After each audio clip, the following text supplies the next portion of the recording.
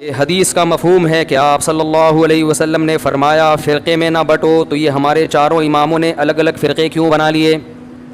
آج کل لفاظی بہت ہے مارکیٹ میں، قرآن کی آیتوں کو غلط فٹ کرنا، جو آیت جدھر کی نہیں تھی اس کو اٹھا کے کہیں اور لگاتی۔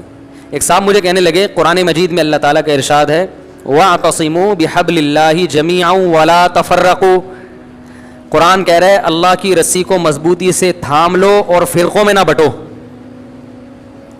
تو آپ نے تو 4 فرقے بنا لیے، حنفی، مالکی، شافعی، حنبلی، اور اس کی ذیلی شاخیں بھی آج کل نکل آئی ہیں۔ تو میں نے کہا کہ اس آیت کا شان نزول ہی دیکھ لیتے، تو اس آیت یہ آپ کے خلاف ہے، یہ ہمارے خلاف نہیں ہے۔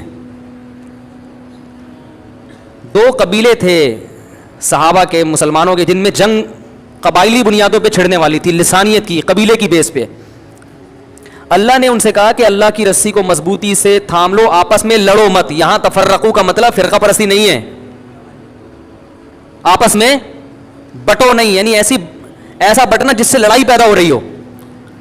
یہ کوئی اختلافی مسائل کی جنگ نہیں ہو رہی تھی ان 2 قبیلوں میں، یہ قبائلی جنگ تھی کہ ہم اوس تم خزرج، ہمارا قبیلہ ایسا تمہارا ایسا۔ تو اللہ نے کہا اللہ کی رسی کو مضبوطی سے تھامو۔ قرآن کیا کہہ رہا ہے؟ انما المؤمنون اخوہ، مومن سب آپس میں بھائی ہیں، ایک کلمے کا رشتہ ہے جو تمہیں جوڑ رہا ہے۔ تو پھر قومیت، پٹھان، پنجابی، مہاجر، قبیلہ، اس بیس پہ لڑائی مت کرو، لڑنے سے منع کیا جا رہا ہے۔ اور میں نے کہا جب سے آپ نے 5واں فرقہ نکالا ہے یہ لڑائی کم نہیں ہوئی ہے، بلکہ بولو بھائی بڑی ہے۔ تو اللہ تو کہہ رہے ہیں کلمے کا رشتے کی وجہ سے آپس میں حنفی بھی کلمہ پڑھتا ہے، شافعی بھی اسی کلمے کو پڑھتا ہے جس کو حنفی پڑھتے ہیں، مالکی بھی وہی کلمہ پڑھتا ہے، وہی اللہ رسول کو، وہی قرآن اور سنت کو مانتا ہے، تو آپس میں لڑو مت۔ تو میں نے کہا اگر یہ حنفی شافعی آپس میں لڑ رہے ہیں تو یہ آیت کی مخالفت کر رہے ہیں، لڑ نہیں رہے تو قرآن و سنت کی تشریح میں اگر اختلاف یہ اس آیت کے میں داخل ہے تو یہ تو سب سے پہلے صحابہ نے کیا ہے۔ یہ سارے اختلافات تو ہمیں صحابہ میں ملتے ہیں، ایک صحابی ایک حدیث کی تشریح یہ کر رہے ہیں، دوسرے اس حدیث کی تشریح کچھ اور کر رہے ہیں، مگر لڑ نہیں رہے۔ کیا ہو گیا بھائی صحابہ میں امام کے پیچھے فاتحہ پڑھنے والے بھی، امام کے پیچھے فاتحہ کو ناجائز کہنے والے بھی، مگر پھڈا انہوں نے نہیں کیا، اور ایسا کام بھی نہیں کیا جس سے پھڈا پیدا ہو۔ کیا مطلب؟ عبداللہ بن مسعود رفع الیدین کے قائل نہیں تھے، مگر ان نے کوئی ایسا بیان نہیں داغا جس سے رفع الیدین والوں کے جذبات مجروح ہوتے ہوں اور وہ لڑائی پہ آ گئے ہوں یا وہ کمنٹس میں گالیاں لکھ کے دے رہے ہوں۔ عبداللہ بن عمر رفع الیدین کے قائل تھے، انہوں نے کوئی ایسا بیان رفع الیدین نہ کرنے والوں کے خلاف نہیں دیا کہ جو رفع الیدین کا قائل نہیں ہے۔ ہاں جو قائل ہو کے نہ کرے اس کے مخالفت ان سے ملتی ہے، لیکن جو قائل ہی نہیں ہے اس کے بارے میں انہوں نے کوئی ایسا بیان دیا ہو جس سے اس کے جذبات مجروح ہو جائیں کہ یہ حدیث کو نہیں مانتے، یہ ایسے ہیں، یہ ویسے ہیں، ایسا کوئی عبداللہ بن عمر کا بیان ہمارے پاس موجود نہیں ہے۔ آج جتنے لوگ یوٹیوب پہ بیٹھے ہوئے ہیں جو فرقہ پرستی کے خلاف جہاد کر رہے ہیں، خدا کی قسم فرقہ پرستی کو پروموٹ کر رہے ہیں، وہ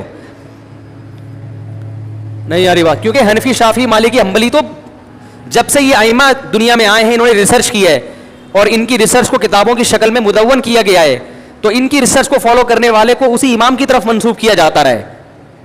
یہ کام تو صدیوں سے ہو رہا ہے، لیکن امت لڑی نہیں ہے، لڑ پہلی دفعہ رہی ہے۔ تو میں نے بتایا کہ جہالت کا دور ہے، کون سی آیت اٹھا کے کدھر فٹ کریں گے، کون سی آیت اٹھا کے ادھر فٹ۔ دیکھو حرمین کے امام وہ حنبلی ہیں، وہ زور سے امین کہتے ہیں، رفع الیدین کرتے ہیں، ہم وہاں آہستہ امین کہتے ہیں، رفع الیدین نہیں کرتے۔ کبھی آپ نے دیکھا کہ حرم میں کسی نے پکڑ کے آپ کو مارا ہو ہے بھائی؟ چترول لگایا ہو کہ تو حدیث کو نہیں مانتا، تو یہ کرتا ہے، تو وہ، اور یہ صدیوں سے ہو رہا ہے۔ 700 سال وہاں پر حنفیوں کی حکومت تھی، اس وقت رفع الیدین نہیں ہوتا تھا۔ ائمہ حرم جو حنفی تھے وہ رفع الیدین نہیں کرتے تھے، انہوں نے کبھی رفع الیدین کرنے والوں کو پکڑ کے ان کے خلاف کلپ نہیں بنایا کہ یہ حدیث کے منکر، یہ یوں یہ یوں۔ اگر کسی نے بنایا ہے تو غلط کیا ہے۔